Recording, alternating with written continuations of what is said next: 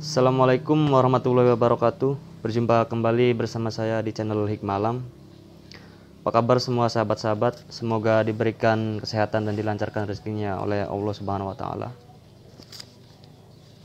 Kali ini kita akan membahas dari seorang tokoh sufi yang terkenal yang berjudul Mimpi Abdullah bin Mubarak mendengar pembicaraan malaikat. Kita langsung saja ke pembahasannya. Tokoh sufi yang satu ini terkenal dengan ketakwaan dan kezuhudannya. Dia adalah Abdullah bin Mubarak. Pada suatu hari bercerita, pada waktu aku menunaikan ibadah haji, setelah seluruh rukun rangkaian amalan ibadah haji aku kerjakan, aku tertidur di Masjidil Haram karena kecapean. Dalam tidurku, aku bermimpi bertemu dua malaikat yang turun dari langit. Salah satunya bertanya kepada yang lain, "Pada tahun ini ada berapa orang yang menunaikan ibadah haji?" Jawabnya, "Ada 600.000 orang." Lalu ditanyakan lagi, "Berapa orangkah yang hajinya diterima oleh Allah?" Lalu jawabnya, "Tidak ada satu orang pun di antara mereka yang hajinya diterima oleh Allah Subhanahu wa taala." Meskipun demikian, ada seorang lelaki dari Damaskus, tukang sepatu yang bernama Muwafaq. Dia tidak datang ke Mekah untuk berhaji, tetapi hajinya diterima oleh Allah. Karena hajinya inilah sehingga seluruh jamaah haji yang datang ke Mekah ini diterima oleh Allah. Setelah itu, aku tersentak dan terbangun dari tidurku. Mimpiku itu telah membuatku segenap rasa penasaranku untuk segera berjumpa dengan orang yang bernama Muwafaq. Akhirnya aku putuskan untuk pergi ke Damaskus guna menemui dia. Ternyata tidak sulit mencari laki yang berprofesi sebagai tukang sepatu itu. Banyak orang yang tahu rumahnya dan menunjukkannya kepadaku. Setibanya aku di depan rumahnya, aku melihat ada seorang lelaki yang keluar dari rumah tersebut. Lantas aku bertanya, "Siapa nama Tuan?" Dia menjawab, "Namaku Muwafaq."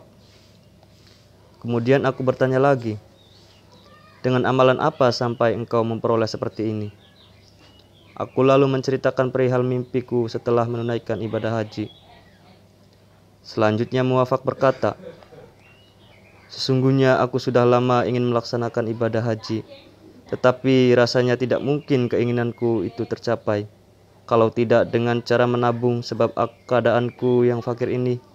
Uang yang aku tabung sedikit demi sedikit dari hasil menjahit sepatu tak terasa sudah mencapai 300 dirham. Dengan uang tersebut, aku berniat menunaikan ibadah haji pada tahun ini." Pada suatu ketika, istriku yang sedang hamil mencium bau makanan dari rumah tetanggaku. Ia menginginkan makanan tersebut. Akhirnya aku mendatangi rumah tetanggaku itu. Di rumah tetanggaku hanya dihuni oleh seorang janda dengan beberapa anaknya. Kepadanya aku mengatakan bahwa istriku yang sedang hamil ingin mencicipi makanan yang dimasaknya. Mendengar permintaanku itu, janda itu berkata, "Engkau telah memberanikan diri untuk menjelaskan keadaan keluargamu, padahal anak yatimku tidak makan apapun selama 3 hari. Akhirnya aku keluar rumah. Di tengah jalan aku melihat keledai mati. Lalu aku potong dagunya, kemudian aku masak. Daging itu untukku halal, sedangkan untukmu masih diharamkan. Sesudah itu, aku kembali pulang ke rumah, kemudian aku mengambil uang yang 300 dirham itu. Lalu uang tersebut aku berikan kepada janda tetanggaku itu, seraya berkata kepadanya, 'Belanjakan uang ini untuk anak-anak yatimmu.' Lalu aku berkata sendiri, 'Sesungguhnya ibadah haji telah berada di muka pintu rumahku, maka kapan lagi aku pergi haji?'" Dari sebuah tabir mimpi menyebutkan, orang yang hidup di sekitar rumah kita disebut tetangga.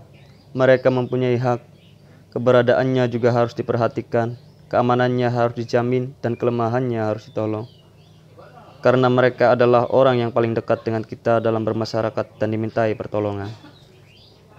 Oleh sebab itu, Rasulullah SAW berkali-kali berpesan kepada para sahabatnya agar memperhatikan dan menghargai tetangganya.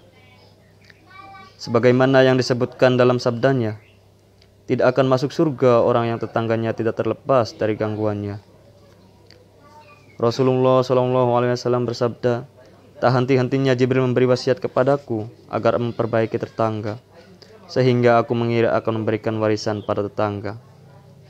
Ini menunjukkan arti pentingnya bertetangga, sebab tetangga yang baik akan bisa menyejukkan dan menenteramkan kehidupannya dalam bermasyarakat dan berumah tangga.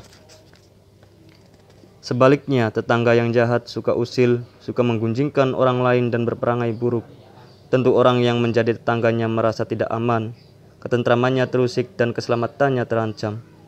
Sehingga ia dalam menjalani kehidupan berumah tangga dan bermasyarakat penuh dengan perasaan was-was, jauh dari kebahagiaan dan ketenangan. Kerukunan bertetangga merupakan faktor utama untuk menciptakan kemakmuran masyarakat dan keamanan suatu negara. Jika dalam berumah tangga saja tidak ada kerukunan dan kedamaian, maka jangan harap akan terjadi kemakmuran di masyarakat tersebut. Tetangga adalah ibarat saudara terdekat yang harus diperhatikan, ditolong dan disantuni jika mereka mengalami kesulitan dalam kehidupannya. Kalau perlu, kebutuhan mereka harus lebih diutamakan daripada kebutuhan sendiri. Sebagaimana yang dilakukan oleh Muwafaq, seorang tukang sapu yang rela membatalkan hajinya demi menyantuni janda dan anak yatim yang menjadi tetangganya. Hal ini tidak lain karena kesabarannya dan kepeduliannya yang tinggi terhadap nasib tetangganya yang kelaparan yang menanggung anak yatim. Ia rela membatalkan ibadah hajinya demi menyantuni janda dan anak-anak yatim menjadi tetangganya. Keikhlasan hati seperti yang dimiliki oleh Muwafaq sangat jarang terjadi. Lebih-lebih pada saat sekarang ini, hanya orang yang bertakwa serta konsekuen dalam mengamalkan hadis Rasulullah SAW yang bisa berbuat seperti Muwafaq. Dalam hal ini Rasulullah SAW bersabda, "Tidak beriman kepadaku dengan iman yang sempurna orang yang bermalam dalam keadaan kenyang sedangkan tetangga di sebelahnya dalam keadaan lapar dan dia mengetahuinya." Rasulullah SAW juga pernah berpesan kepada Abu Dzar, "Wahai Abu Dzar, bila kamu memasak, maka perbanyaklah kuahnya dan berjanjilah kamu untuk memberi tetangga-tetanggamu." Rasulullah SAW juga pernah berpesan kepada kaum wanita, "Wahai wanita yang beriman, sebagai tetangga wanita, jangan sekali-kali meremehkan pemberian kepada tetangga wanita yang lain, sekalipun berupa kaki kambing." Diceritakan bahwa Ibnu Umar radhiyallahu anhu itu mempunyai tetangga Yahudi. Sewaktu ia menyembelih seekor kambing, ia berkata, "Bawalah sebagian daging kambing ini kepada tetangga kita yang Yahudi itu." Muawiyah bin Jundub radhiyallahu anhu berkata, "Aku pernah bertanya kepada Rasulullah SAW, 'Ya Rasulullah, apakah hak tetangga kepada tetangganya?' Beliau menjawab, 'Bila ia sakit, maka kamu mengunjunginya. Bila ia meninggal dunia, kamu mengantarkan jenazahnya. Bila ia minta pinjaman, kamu meminjaminya. Bila ia dalam keadaan kekurangan, maka kamu yang menutupinya. Bila ia memperoleh kebaikan, maka kamu ucapkan selamat atas perolehan kebaikannya. Bila ia terkena musibah, kamu yang menghiburnya. Janganlah kamu meninggikan bangunanmu melebihi bangunannya, sampai bangunanmu menghalangi angin yang akan memasuki bangunannya. Janganlah kamu menyakitinya dengan bau makanan yang kamu masak di dalam periuk, kecuali bila kamu ambilkan untuknya." Pada dasarnya, tetangga dalam kehidupan bermasyarakat Islam itu ada 3. Yang pertama, tetangga muslim yang masih ada hubungan kerabat. Tetangga seperti ini mempunyai 3 hak, yaitu hak sebagai seorang muslim, hak kekerabatan, dan hak sebagai tetangga. Yang kedua adalah tetangga muslim saja. Maka tetangga seperti ini mempunyai 2 hak, yaitu hak bertetangga dan hak sebagai orang Islam. Dan yang terakhir adalah tetangga kafir. Tetangga seperti ini mempunyai 1 hak, yaitu hak bertetangga. Demikianlah di antara kuatnya hak bertetangga yang harus diperhatikan. Jangan sampai mereka tersakiti, tersinggung perasaannya, merasa terganggu keberadaannya. apalagi sampai melakukan tindak kejahatan kepada mereka, sebab kesemuanya ini akan mendatangkan siksa. Meskipun dia hanyalah seorang tetangga yang miskin, tetapi dengan izin Allah, jika kita menjadikan tali silaturahim yang baik dengannya, niscaya dia bisa menjadi jalanmu memasuki surga yang kenikmatannya tidak ada bandingnya di dunia. Semoga Allah selalu melimpahkan rezeki kepada kita, sehingga kita bisa menyantuni tetangga-tetangga kita yang kurang mampu. Mungkin pembahasan kita kali ini sekian dulu.